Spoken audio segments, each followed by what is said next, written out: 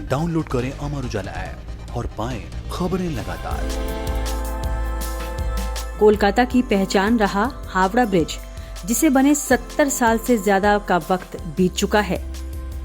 BBC की एक report बताती है कि 19वीं सदी के आखिरी दशकों में ब्रिटिश इंडिया सरकार के दौरान एक योजना पर काम शुरू हुआ। दरअसल हुगली में रोजाना कई जहाजों की आवाजाही होती थी।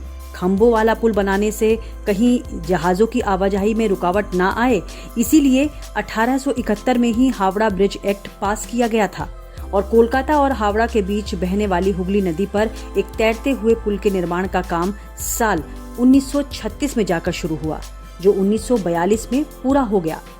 उसके बाद 3 फरवरी 1943 को इसे जनता के लिए खोला गया। बीबीसी की रिपोर्ट ये भी बताती है कि इस पुल को बनाने में 26,500 टन स्टील का इस्तेमाल किया गया, जिसमें 23,500 टन स्टील की सप्लाई टाटा स्टील ने की थी। उस वक्त ये पुल दुनिया में अपनी तरह का तीसरा सबसे लंबा ब्रिज था। वहीं साल 1965 में कविगुरु रविंद्रनाथ टैगोर के नाम पर इसका नाम रविंद्र सेतु रखा गया। अब बात करते हैं इस पुल की खासियत की, तो पूरा पुल महज नदी के दोनों किनारों पर बने 280 फीट ऊंचे 2 पायों पर टिका है। इसके दोनों पायों के बीच की दूरी 1,500 फीट है। इन 2 पायों के अलावा नदी में कहीं और कोई पाया नहीं है जो ब्रिज को सपोर्ट कर पाए। यही नहीं, हावड़ा ब्रिज की एक और खासियत यह है कि इसके निर्माण में स्टील की प्लेट्स को जोड़ने के लिए नट बोल्ट की जगह धातु की बनी कीलों का इस्तेमाल किया गया।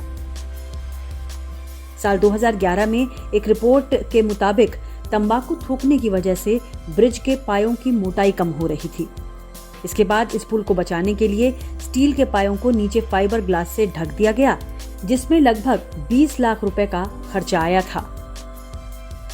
फिलहाल तो आप हावड़ा ब्रिज की मजबूती का अंदाजा इस बात से भी लगा सकते हैं कि दूसरे विश्व युद्ध के दौरान दिसंबर 1942 में जापान का एक बम इस पुल से कुछ दूरी पर गिरा था, लेकिन ये पुल तब भी ज्यों का त्यों ही खड़ा रहा, जैसा कि आज है।